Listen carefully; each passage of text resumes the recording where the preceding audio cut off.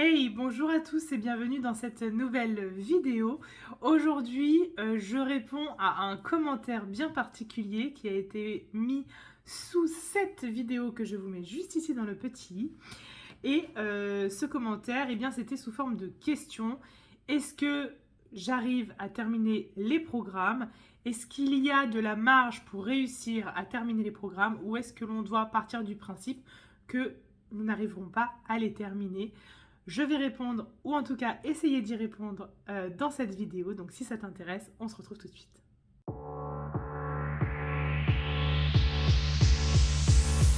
Alors tout d'abord, j'espère que tu vas bien. Voilà, que ce mois d'octobre s'est bien passé pour toi. Comme tu peux l'entendre, je suis presque à faune. Voilà, j'espère que vous m'entendrez bien quand même. En tout cas, je vais tout faire pour. Et puis, voilà, les vacances arrivent. Donc, si toi aussi tu es PE, eh bien, nous sommes le dimanche des vacances. Et donc, je te souhaite bon repos pendant ces vacances. Même si, on le sait très bien, pendant les vacances, on ne fait pas que se reposer, n'est-ce pas? Mais voilà, essaye de te reposer quand même et de te ménager. Si tu es en train de préparer le CRPE, eh bien, pas de pause pour toi. Fonce, continue à taffer à fond. Voilà. Bon courage. Alors, aujourd'hui, je réponds à donc un commentaire qui m'a été laissé sous une vidéo. Et j'ai trouvé ce commentaire très intéressant. En effet, il y a beaucoup de différents avis finalement concernant ces programmes. Je suis T2, ça fait donc 3 ans maintenant que j'enseigne. Et donc je discute aussi avec mes autres collègues. Et donc je vais venir essayer de t'apporter des réponses, enfin en tout cas vous apporter des réponses concernant ces fameux programmes. Alors il faut savoir que dans ce que je vais dire aujourd'hui, je vais principalement parler du cycle 2 et du cycle 3. Je n'ai jamais enseigné en cycle 1 pour le moment, donc je ne parlerai pas du tout du cycle 1. On n'est pas sans savoir qu'en effet, les programmes de cycle 2 et de cycle 3 sont extrêmement chargés. C'est très dense, il y a beaucoup de choses à voir.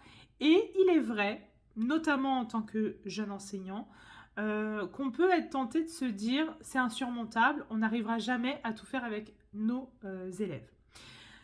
Quand on est à l'INSPE, on nous enseigne, en tout cas c'est comme ça que nous, on nous a appris les choses, on nous a expliqué qu'en tant qu'enseignant, que les programmes sont créés de manière circulaire, c'est-à-dire que les notions vont être rebrassées en fait pendant les 3 années du cycle. Donc c'est aussi pour ça qu'il n'y a pas de redoublement à proprement parler. Des compétences non acquises pendant la première année du cycle vont être revues de toute façon pendant la deuxième année du cycle. Et si elles ne sont toujours pas acquises, elles vont être revues la 3e année du cycle. D'accord? Et puis, il ne faut pas non plus oublier que ces compétences-là, finalement, par exemple pour le cycle 2, vont être aussi de toute façon rebrassées pendant le cycle 3. Et donc il y a une sorte de continuité un petit peu pédagogique qui fait qu'un élève qui aurait des difficultés, par exemple, avec le fait de poser une addition, par exemple, eh bien, s'il n'y arrive pas en CP, il aura peut-être plus de facilité au CE1, et puis peut-être qu'il va acquérir la notion en CE2, et puis que de toute façon, il va réussir à continuer à travailler la compétence en cycle 3. Mais en effet, on doit, en tant qu'enseignant, mettre aussi l'accent quand même sur les fondamentaux, qui sont les mathématiques et le français, notamment savoir lire, écrire, compter. Donc ça, c'est une sorte de priorité, on va dire. Et puis, il faut quand même ne pas laisser les autres matières de côté. Et quand on commence à faire au global comment, eh bien, on peut faire rentrer tout ça dans notre emploi du temps, et bien des fois on se gratte un peu la tête parce que c'est pas si évident que ça. Alors, mon premier conseil, on va dire, pour réussir à terminer les programmes, eh bien, ça serait de travailler de manière interdisciplinaire. Ça, c'est pas évident, notamment quand on est débutant, parce que on a besoin de savoir déterminer avec précision quelles sont les compétences que nous allons mettre en œuvre dans chacune de nos séances. Et pour pouvoir faire ça, quand on est en interdisciplinarité, ça peut des fois être un peu compliqué. Mais pour le coup, c'est vraiment quelque chose qui nous permet, je trouve, de pouvoir arriver le plus possible à terminer ces programmes. On nous a également appris à l'INSPE, on nous a également appris à l'INSPE qu'en tant qu'enseignant, nous plantons des graines qui vont venir finalement eh bien, s'épanouir à un moment donné ou un autre chez les élèves. Chaque élève évolue différemment et certains élèves ont besoin d'être un peu plus âgés pour gagner en maturité et comprendre certaines choses. Donc ça, il faut l'avoir en conscience, hein. Il faut en avoir conscience. Et donc, on ne peut pas demander à tous les élèves de maîtriser l'intégralité du programme à la fin de l'année, c'est pas possible. Pour autant, est-ce que ça veut dire faire une notion, se laisser, je sais pas, moi, 3 semaines, 1 mois sur la notion, et puis passer à l'autre, sans même que l'intégralité, voire la majorité des élèves l'ait acquise? Pas forcément. En tout cas, à mon sens, c'est sûr que la première année de mon enseignement, j'étais un peu dans ce système-là, où de toute façon, mon horizon, c'était finir les programmes. Et donc, pour finir les programmes, j'avais fait ma programmation. Il fallait absolument que, à la fin de la période 1, tout ce que j'avais prévu dans la période 1 soit terminé. À la fin de la période 2, tout ce que j'ai prévu dans la période 2 soit terminé, etc., etc. Et donc, ce qui faisait que j'étais toujours sous tension. Je mettais beaucoup de pression aussi aux élèves parce qu'il fallait absolument qu'on avance, qu'on tienne le cahier journal, etc., etc. Et donc, j'ai vécu une année qui était quand même assez stressante, j'ai trouvé. Et je trouve que ça a été aussi stressant pour les élèves. Alors oui, c'est vrai, ma première année, j'ai terminé les programmes. Les élèves ont vu l'intégralité du programme. Maintenant, est-ce qu'avec le recul, je suis certaine qu'ils avaient retenu et acquis l'ensemble des compétences? J'en suis pas certaine. Pas pour tous, ça c'est sûr. Parce qu'il y a des moments, eh bien, quand je devais passer à la notion d'après, eh bien, j'y passais, en fait. Point final. Avec le recul, depuis l'année dernière, je fais les choses différemment. C'est-à-dire que il y a des notions qui sont pour moi incontournables. Et si cette notion-là, elle n'est pas acquise, eh bien, je vais passer plus de temps dessus avant de passer à la suivante. J'essaie également de faire en sorte de travailler le plus possible avec mes collègues. C'est-à-dire que les collègues de même cycle, eh bien, j'essaie de savoir niveau programmation déjà, si ma programmation elle tient la route par rapport à la leur. Est-ce qu'on avance un petit peu en même temps? Où est-ce qu'elles en sont par rapport à moi? Est-ce que je suis au même niveau? Est-ce que je suis un peu avancée, un peu en retard, etc. Et alors, s'il y a un peu de retard, un peu d'avance, c'est pas très grave, mais quand il commence à y avoir des gros décalages, là, on peut vraiment se poser des questions. Et c'est pourquoi je vous invite vraiment à travailler en équipe, en conseil de cycle, pour, eh bien, faire en sorte de pouvoir avancer en même temps sur nos programmations. Et puis vraiment s'appuyer aussi sur les enseignants qui ont de l'expérience, parce que ils pourront facilement aussi vous dire que certaines notions peuvent être vues plutôt à ce moment-là de l'année, puis celle-là plutôt à ce moment-là de l'année, parce que eh bien, il y a d'autres compétences à acquérir avant, ou pour X et Y raisons. Donc, voilà par rapport à ça. Donc, est-ce que je finis le programme? Globalement, oui. Sur tout le programme, non. Pour être complètement honnête, les fondamentaux, oui. En tout cas, j'essaie vraiment d'y être, quoi. Hein. Là, ça fait du coup... enfin, en tout cas, sur mes 2 premières années, c'est sûr que ça a été fait. Enfin, les programmes sur les fondamentaux étaient terminés. Sauf pour une classe pour laquelle il y avait vraiment des élèves en très très très très grande difficulté. Et donc, je pense par exemple au vocabulaire.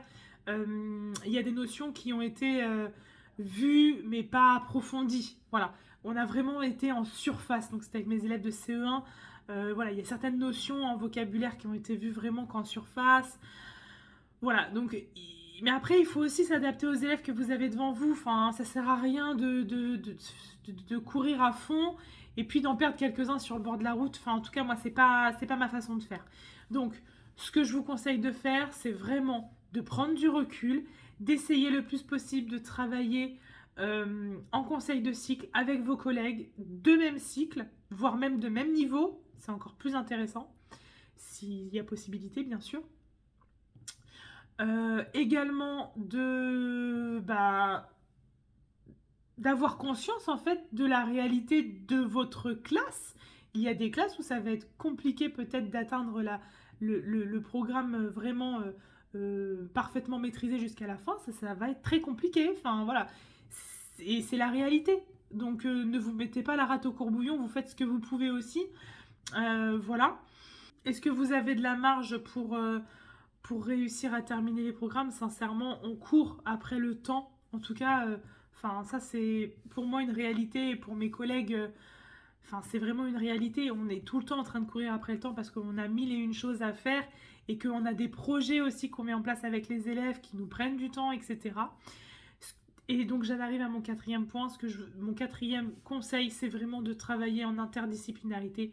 Dès que vous êtes en projet, en thème de classe, essayez le plus possible de lister les différentes compétences que vous mettez en œuvre pour aller amener à bien ce projet-là. Parce que en fait, vous allez vous rendre compte que il y a certaines choses finalement que vous aurez fait et que vous aurez vu avec les élèves, mais seulement pas de manière classique. Voilà. N'hésitez pas à fonctionner aussi comme ça. Il y a de très bons livres, il me semble, qui travaillent aussi, qui vous proposent de travailler en projet. J'en ai pas en tête, mais je sais que j'en ai vu passer sur internet. Donc voilà, n'hésitez pas à vous renseigner pour essayer de travailler le plus possible comme ça et de travailler en interdisciplinarité. C'est vraiment top. En tout cas, encore une fois, ne culpabilisez pas si vous n'avez pas réussi à faire tout le programme. Soyez honnête avec l'enseignant du niveau suivant pour leur dire clairement où vous vous en êtes arrêté, qu'est-ce que vous avez vu cette année, etc. Au moins, l'enseignant aura les données et pourra adapter son enseignement à la rentrée. Donc soyez honnête. Mais ne restez pas non plus toute une période sur une notion, ça n'a pas de sens. Il faut aussi que les élèves comprennent que, il y a des choses, il y a plein de choses à voir. Et donc, ce que je vous conseille de faire quand vous voyez qu'une notion est compliquée, soit vous la laissez tomber, vous revenez dessus plus tard, soit vous continuez à la travailler de manière circulaire tout au long de votre année. Je pense notamment en conjugaison.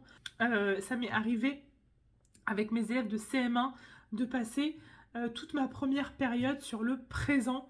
Et je me suis dit, mais jamais de la vie, je vais réussir à faire tout le programme en étant passé pendant 7 semaines, en étant resté sur le présent et en sachant qu'au mois de novembre, la notion n'était toujours pas maîtrisée.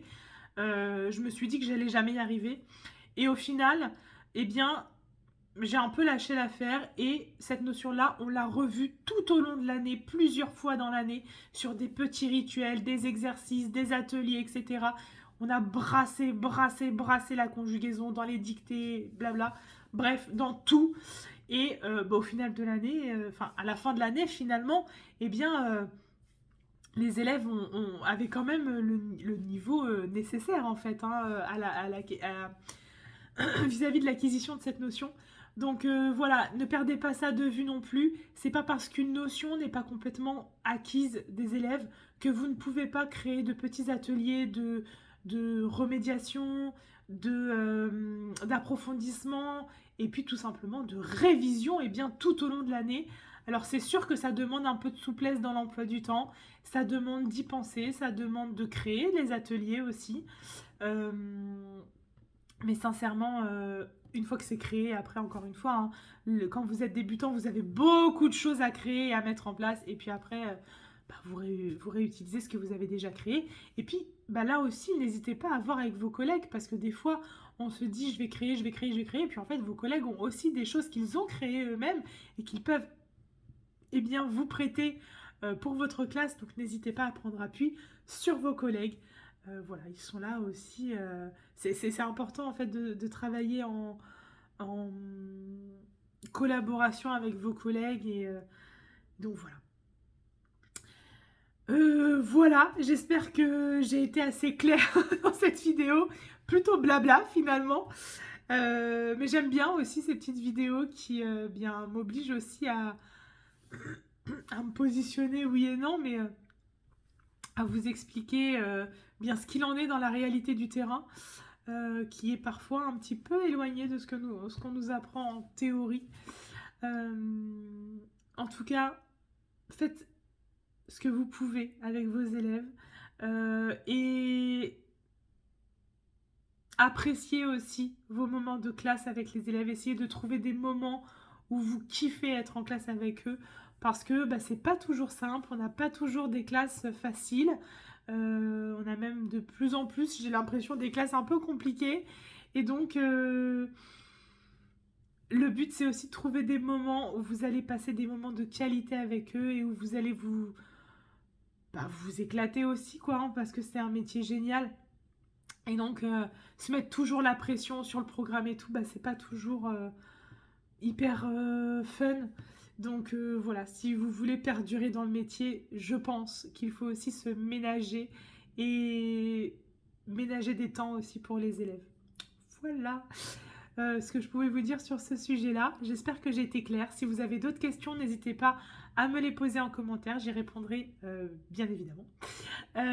N'hésitez pas, si vous avez d'autres sujets que vous voulez que j'aborde, à me les mettre également en commentaire, à me laisser un petit pouce si vous avez aimé ce type de vidéo. Et puis sinon je vous souhaite de très belles vacances de Toussaint. Je fais une pause de vidéo pendant les vacances, je vais me reposer, travailler et me reposer et passer du temps avec ma famille. Je vous retrouve donc à la rentrée en novembre. Je vous dis à plus tard. Prenez soin de vous. Bye bye.